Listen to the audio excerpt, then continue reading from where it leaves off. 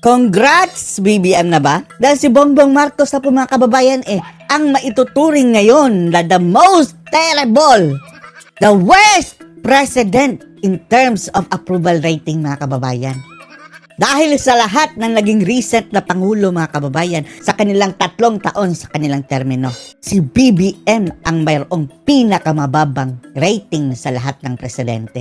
Mas malala pa nga ito mga kababayan kay Gloria Arroyo na dati mga kababayan nag-umpisa na dating mababa na ang kanyang rating ha. Dahil bago nahalal si Gloria Arroyo mga kababayan bilang presidente ay nakapagsilbi na siya ng 3 taon nung nasipa niya si ERAP. Mababa na ang approval rating ni Gloria. At wag ka, kalaban pa niya ang mainstream media. Binibira pa si Gloria. Pero itong ating The Junior ngayon mga kababayan, kakampi pa ang media mga kababayan. Pero mas mababa pa kay Gloria. Tingnan niyo 25% mga kababayan. Pulang-pula. Kaya kung pagbabasihan natin ang approval rating mga kababayan, sentimiento ng tao, si BBM na ang pinaka-worst na Pangulo. Panoorin niyo po ha. Pulse Asia Research President Ronald Hong. Taga Pulse Asia pa ha. Kakampi pa nila yan dati mga kababayan dahil dati-rati parang duda pa tayo dyan sa kanilang survey, no? Bakit ang taas ng rating ni BBM? Ibang-iba na ito sa sentimento. Nahimasmasan na ba kayo? Pulse Asia? She got those terrible numbers towards the end of Terrible number, her term. And she actually Ang mga kababayan na, kinumpara nila kay Arroyo. sat for 9 years. Vis-a-vis President BBM now, pa-midterm pa lang tayo. In fact, wala pa nga yung midterm elections. How do you think this will impact or change, 25 na lang mga kababayan. Mas mauuna pa siguro maging 20 ang kanyang rating kaysa sa bigas na pinangako niya.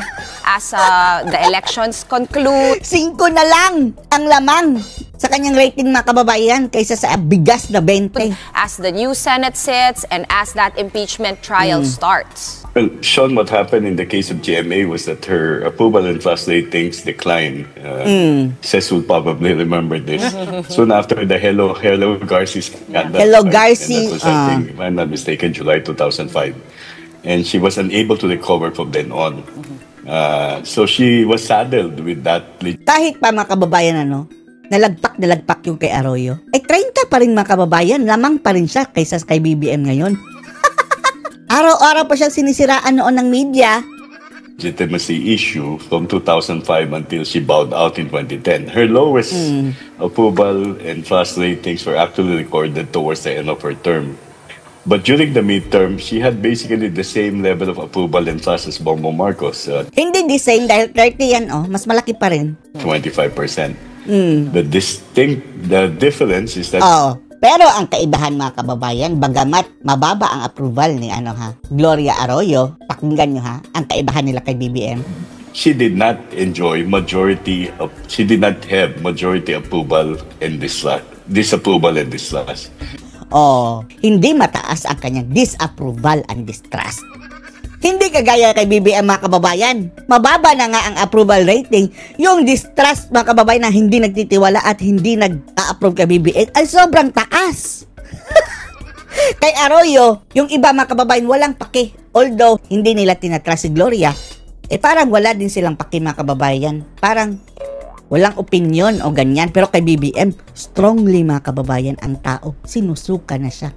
Bongbong Marcos at this point has majority disapproval. Majority disapproval. Congrats, BBM. Congrats. And distrust. Distrust. So, in a sense, they both suffered the same lack of appreciation and trust. But BBM is getting majority disapproval and trust. Wow, majority disapproval. Congrats. Going to, let's say, a more divided public in 2006. Magagalit na naman sila niyan mga kababayan dahil si Hanilet, di ba, kinongrats si BBM? Galit na galit si Claire Castro. In April 2007 or May 2007 in the case of GMA. To what factors would you attribute the stark difference, the drop of BBM and the rise in Sara's figures? So what factors? Anong factor? That book tatanungin na ang mga kababayan Grupo ni na BBM, lalong-lalo na si Claire Castro napakaganda ng kanilang performance. Puting-puti sa makatuwid mga kababayan, malapit na silang mag-perfect white. Papunta na sila sa paputi. Well, I think the president is being held accountable for a number of deficiencies. Oh, kakulangan. This is seen largely in the administration's rating in addressing the most urgent concerns. If you look at the most urgent concern, that's controlling inflation or the high prices of basic commodities and services. The administration has been getting almost 8 out of 10 disapproval. Oh, disapproval ng mga kababayan? 8 out of 10? Pulse Asia yan, ha? From December 2024. O bakit hindi nyo binalita yan? Mas malala pa pala ang disapproval yan noong 2024, mga kababayan. 8 out of 10. Meaning 80% disapproval. 8 sa bawat 10 tao disapprove kay BBM. Bakit ngayon mo lang yan sinabi, Pulse Asia? So in this case, what we can see is that this is a continuation of probably of the lack of appreciation of government's performance in that regard. We cannot also rule out the impact of political events, most especially the most recent one, the one that came preceding the survey. And this Pero kahit noon mga kababayan na hindi pa niya pinakidnam si PRRD at tinapos sa ICC, disapprove na ang mga tao sa kanya eh. Minamagic lang siguro mga kababayan ang survey iyan dahil kagaya na lang nito. Sabi nga December disapproval ni BBM 8 out of 10 na. Bakit hindi naman yan alam? Pulse Asia, bakit walang balita niyan? is the arrest of the former president, Rodrigo Roa Duterte. The possibility that the narrative that has been spun by the Duterte camp that the president was kidnapped. Narrative ba yan? Iyan naman talaga ang totoong nangyari eh. Iba kasi kung narrative mga kababayan parang gawa-gawa lang. Kwentong kutsero. Oh, ikaw talaga manong. That due process was not in any way observed. And this is covered in a Reuters report in terms of the massive disinformation that has come about soon after the arrest. And this might have impact. Wow. So wag mong sabihin mga fake news lang iyong mga pangyayaring iyon. Massive disinformation lang mga kababayan tungkol sa pag-aresto ni PRRD. Yan ang nakakasira kay BBM. Matagal nang sira si BBM. On public perception with regard to the trustworthiness of the president. Will this then impact the Hindi mo na kayang hilain ang rating. elections, the senatorial slate of the administration? Sa tingin pa natin mga kababayan, yung 25 ni BBM, much lower pa yan mga kababayan eh. Kaya alam naman natin itong mga survey firms ay yan naman ang kakampi kasama ng bias media ni BBM talaga. Administration may take a hit. If we recall, Ronald, noong I think midterm elections during Gloria Macapagal Arroyo's time, the administration slate did Bakit nyo kinukumpara kay Gloria? Dahil malapit sila ng rating mga kababayan eh. Di ba? Ang hilig nyo magkumpara kay Duterte.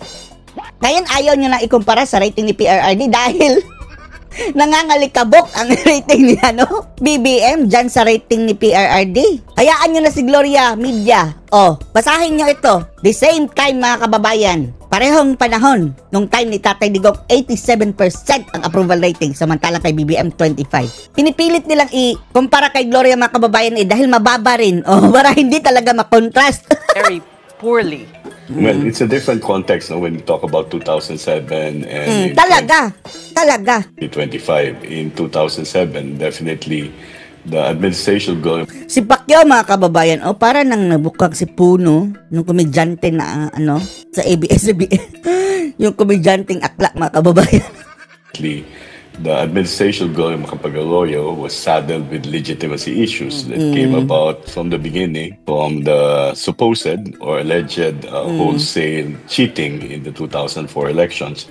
So, Sige, ikumpara nyo kay Gloria dahil akala ba namin ang away na ito ngayon? Ang banggaan na ito na ngayon is Duterte versus Marcos. that was the problem. Bakit biglang napunta kay Gloria? The politicians were essentially divided into two camps. One for the Arroyo camp, the team. Sige, forward natin wala kami pakisa kumpara nyo kay Gloria. Ronald, if I may interrupt, we do see PDP Laban candidates sneaking in the Magic 12. I mean, rising in the last... Tandaan nyo mga kababayan solid straight natin yan mga kababayan, Duterte. Tapos mag-add kayo ng dalawa. Wag lang si Amy.